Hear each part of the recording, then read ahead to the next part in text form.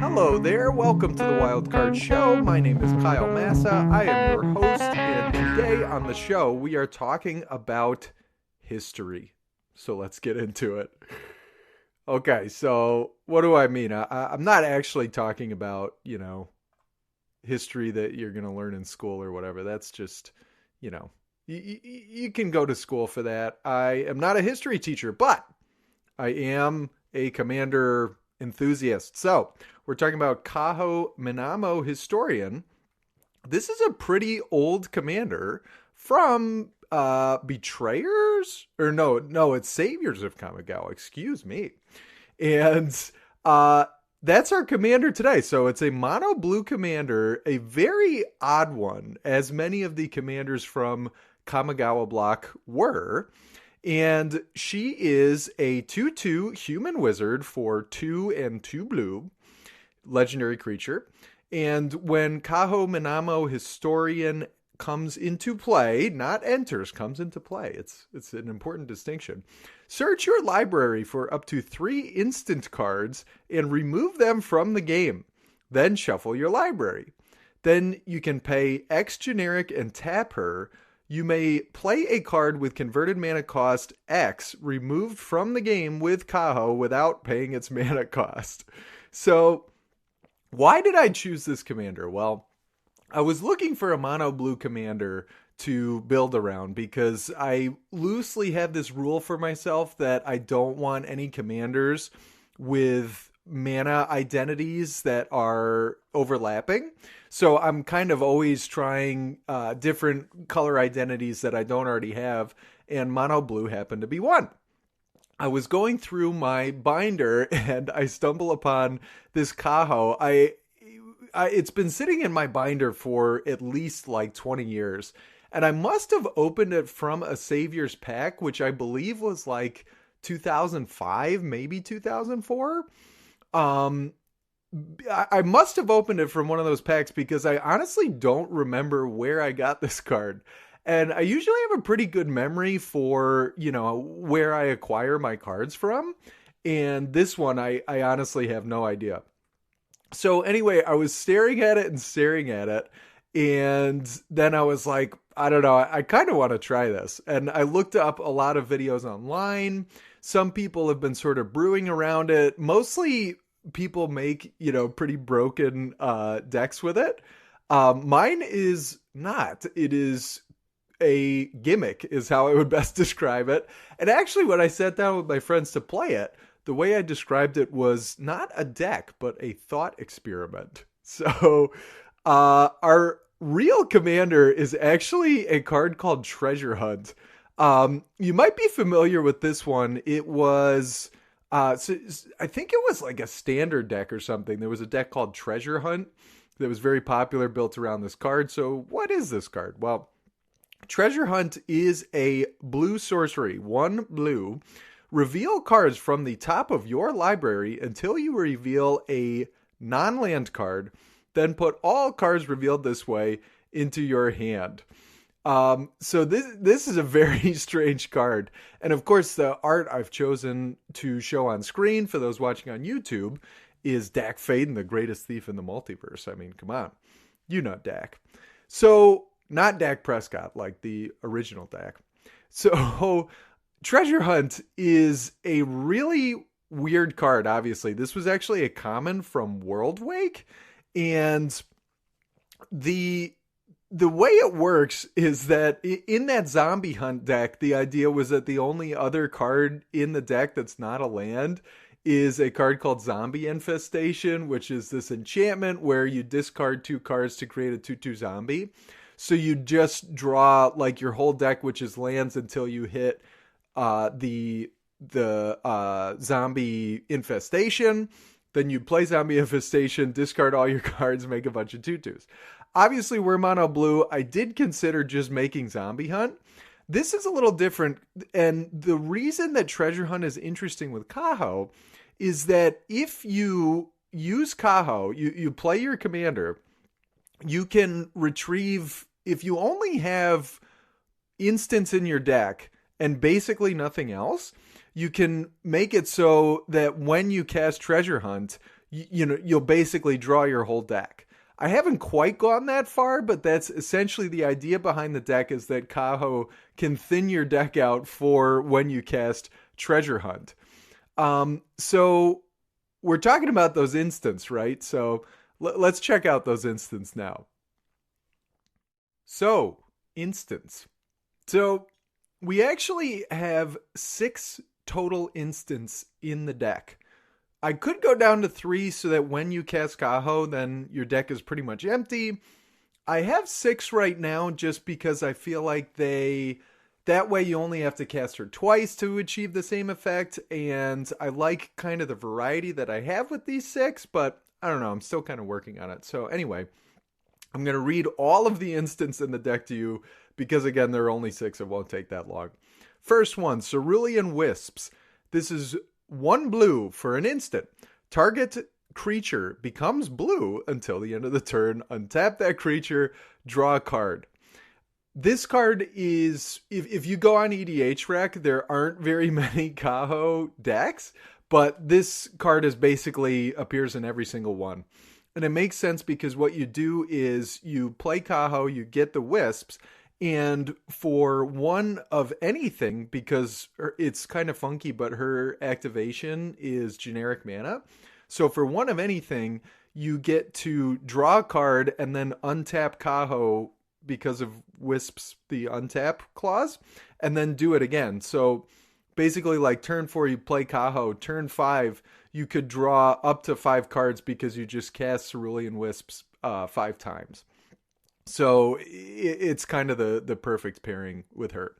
Next instant is Consult the Star Charts. You're probably familiar with this one because it is currently standard legal.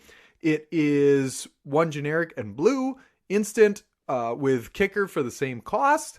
So 4 total if you kick it. Look at the top X cards of your library, where X is the number of lands you control. Put 1 of those cards into your hand. If this spell was kicked, put 2 of those cards into your hand instead. Put the rest on the bottom of your library in a random order. So the reason we're running this one is because it's great card selection. It's just a really good card as it is. And also, you'll see in a minute that what we're trying to do with the deck is dump a whole ton of lands onto the battlefield at once. And Star Charts checks the number of lands you have. So if you have enough lands, it almost feels like a free tutor. And if you kick it, it could be tutor for like 2 cards, so that's pretty powerful. Last card, Cryptic Command. You probably know this one too. 1 generic and triple blue for an instant. You choose to counter target spell, return target permanent to its owner's hand, tap all creatures your opponents control, or draw a card. It's Cryptic Command. You know the card. It's awesome. You can actually use it to bounce Kaho to your hand as well if you want to reset her and get the other 3 instants in the deck. So that's another option you have. And speaking of that, here are the other instants. But 1 second first. We got Okay, drink break. Okay, now we're back. Engulf the Shore. 3 generic blue instant. Return to their Okay. The phrasing on some cards is very strange. Return to their owner's hands, all creatures with toughness less than or equal to the number of islands you control. It's as if Yoda wrote this card. Forceful Denial is 3 blue instant. Counter target spell, but it has Cascade. So when you cast it, you exile cards from the top until you exile a non-land card that costs less. You can cast it and then shuffle the rest in the bottom. And the final one is actually a game changer. Mystical Tutor, 1 blue instant. Search your library for an instant or sorcery card. Reveal it. Put it on top. Shuffle. So that's it. That's all the instants in the deck. The Engulf is there just because, board wipes are sort of essential. This is as close as you're going to get in blue.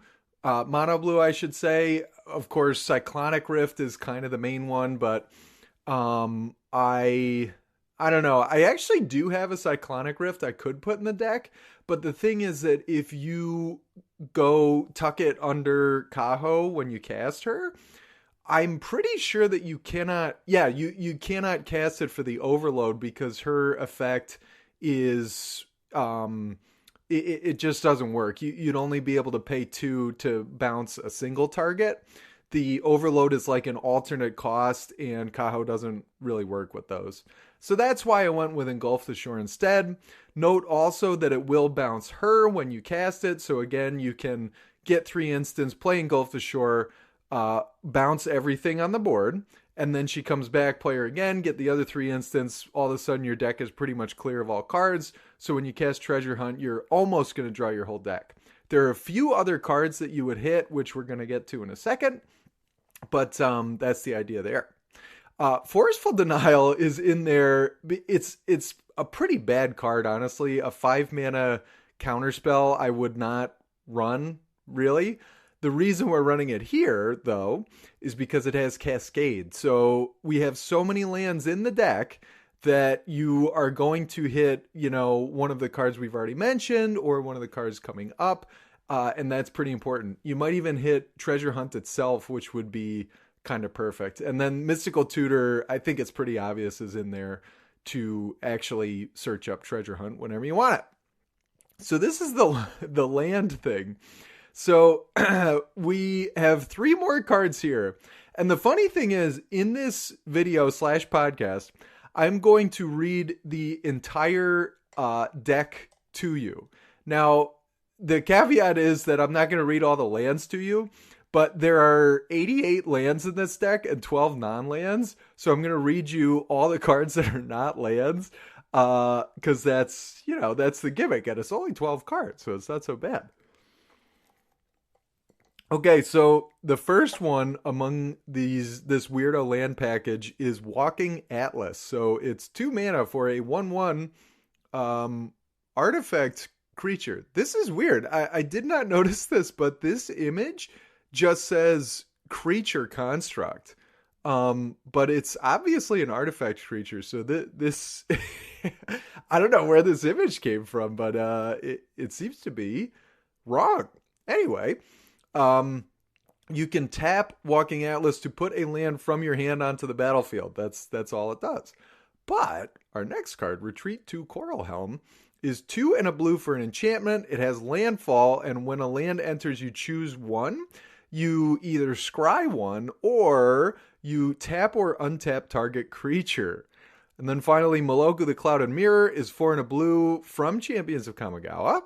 Legendary creature, Moonfolk Wizard, 2/4 flying, pay 1, return a land you control to its owner's hand to make a 1/1 blue illusion creature token with flying. So the combo, I think you can see, is Walking Atlas, tap, put a land into play. If Retreat to Coral Helm is on the battlefield, when you do that, you get a landfall trigger.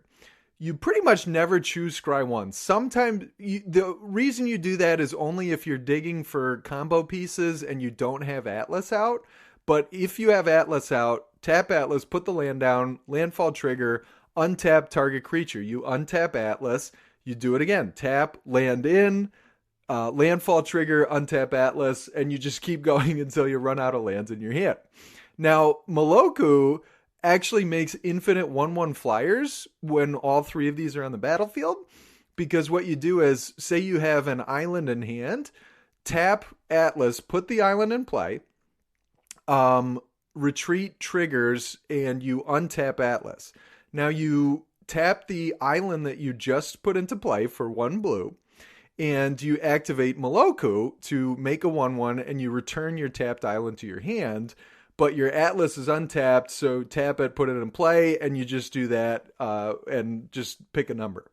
So that's kind of the joke that we're going with. The reason I did this was just because even without Moloku, the idea is that if you have Atlas and Coral Helm in play when you cast Treasure Hunt should draw you upwards of like 40 or 50 lands. So you could just get like that many landfall triggers. So, maybe you have Moloku in play. There are some other cards that kind of will pay you off for having that many lands in play, and then you just have, a ton of mana to work with as well. So the last card though that I have in here is lab oh my word, Laboratory Maniac. You probably know this card.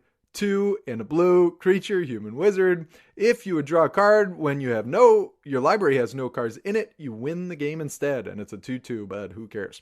So obviously that's kind of the win condition that we are going for here in the deck.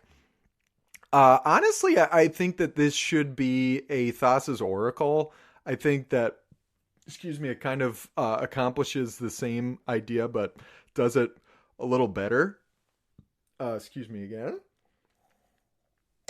So I should probably switch that out. And my friend Drew does have a Thassa's Oracle because he has this talent for just opening unbelievable cards out of every single pack. So he pulled one out of like a mystery booster thing. So I know he has it. And I think he's hinted that he might trade it. So I got to do that. But if you don't have Drew, you don't have a friend who just opens unbelievable cards all the time, you do have Mana Pool. So that's where I get all my cards, basically. Order them online. It's a really cool website, and they come fast, and you can actually, on screen, if you're watching, you can see that this is a really neat Secret Lair version of Lab Maniac. It's got incredible artwork by, one second, Omar Rayon, if I'm reading that correctly. It's a little small, I'm sorry. So you can get Secret Lair cards, like if you miss the Secret Lair, or like what happened to me, where I sit there for like an hour in the queue and then you go in and the site crashes so you don't get the cards. That happened to me with the Iron Maiden one recently, and I'm still crushed. I got one of the Iron Maidens, but not the one with the Eddie Nekusar, and it was really sad. Anyway, you can go on Mana Pool and you can find those cards. Like, people are selling them. This Lab Man is in there, and you can get it ordered straight to your house. So check it out. I do have an affiliate code. So if you do go there, check out the code in the description, in the show notes, and it just kind of lets them know that I sent you. So thank you very much. Okay, so we're talking about the lands. We've got another game changer here. So this deck, I don't really understand the bracket system, but this deck does quietly have 2 game changers, so that might make it bracket higher than you think. So that's just kind of funny for a deck that's, like I said, not really a deck, but more a thought experiment. So Field of the Dead, if you don't know it, is a land that enters tapped, adds generic, and when Field of the Dead or another land enters the battlefield under your control, if you control 7 or more lands with different names, you make a 2/2 black zombie creature token. Then we have the Castle of sometimes known as Dark Depths. It's a legendary snowland that enters the battlefield with 10 ice counters on it. Tap 3, remove an ice counter from Castle of Of course, nobody ever does that, because the joke is, if it has no counters on it, you sack it and create Merit Lage, 2020 black avatar creature token with flying and indestructible. And really amazing artwork on that token. I wish I remembered who did it, but that might be some of my favorite Magic artwork of all time. It's so good. And finally, Thespian Stage taps for a colorless. It's also a land. And tap 2 generic, I should say. And tap it, Thespian Stage becomes a copy of target land, except it has this ability. So these are some of those 88 lands that are in the deck. The idea is with Field of the Dead, remember I mentioned with the Atlas Retreat combo, you just get like 50 landfall triggers. Well, now you have, basically 50 zombies. You start getting them after you have 7 differently named lands, but if you've got 50 lands, that is not going to be a problem. The Depths Stage are in there because they're a classic combo.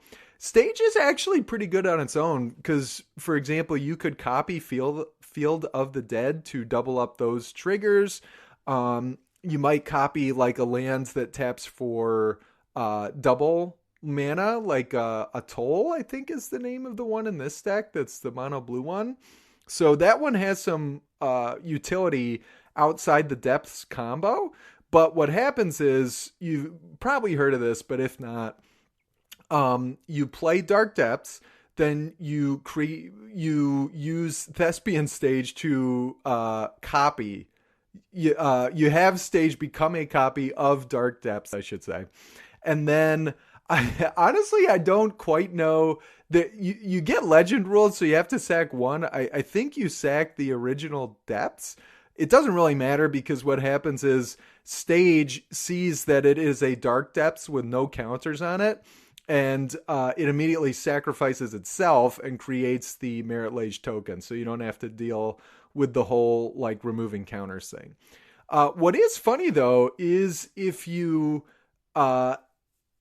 treasure hunt and dump all the lands into play with the Atlas retreat combo, and you didn't hit Stage, but you did hit Dark Depths, the funny thing is that you now, like I said, you might have like 50 lands in play that are all untapped. So you could actually sink 30 mana in to just remove all the counters as well. So that is another option that you would have with this deck. These lands are in the deck. There are a few that are in here just to save Walking Atlas. Because people really, if, you know, mostly, I think people are going to leave you alone because this deck is so gimmicky. But if they know what's up, they'll probably target Walking Atlas. So these lands are in there to save your Walking Atlas, right? So there's Buried Ruin, taps for colorless, tap 2 generic tap, sack it to return an artifact from your graveyard to your hand. Haunted Fengraf is land, tap for colorless, 3 tap, sack it to return a random creature from your graveyard to your hand. But in the main deck, there's only Moloku and Walking Atlas, so most of the time you'll just have Atlas. So a random choice of one is not random. And then finally, Eden Seat of the Sanctum is a land town from Final Fantasy. Again, taps for colorless, and this one you can tap for 5 and tap it, mill 2 cards, then sack the land. When you do, return target permanent from your graveyard to your hand.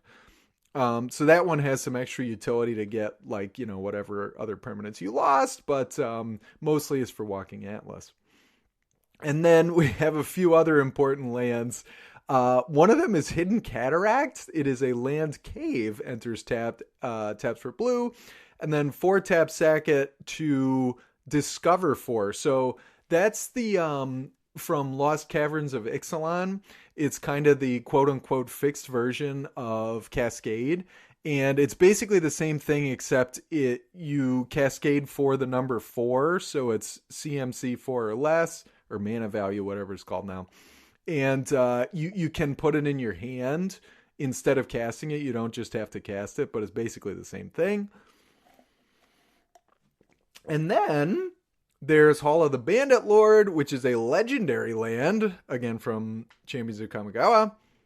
Enters tapped, tap, pay 3 to add a generic mana. And if it's spent on a creature spell, that creature has haste. So I'm just realizing I'm drinking a smoothie, and it's got seeds in it. So at the end here, I might be smiling with a bunch of seeds in my teeth, which is, you know, great video work, but what can you do? Hall of the Bandit Lord, actually surprisingly expensive card. It's like $18, I think, but it's sort of essential because there's, outside like Lightning Greaves or Swiftfoot Boots in mono blue, there's kind of not many ways to grant haste. And I did not include those cards in here because they're basically stops for when you cast Treasure Hunt, and we already probably have too many of those. Maybe we don't need any more. So Hall of the Bandit Lord is perfect because it gives Kaho haste, so that you can activate her when she comes into play instead of waiting to untap. Also gives Walking Atlas haste for the same reason. So it's actually a surprisingly important card in the deck, I'd say. And then finally, Tolaria West is a land, enters tapped, adds blue, and it has Transmute for 1 double blue.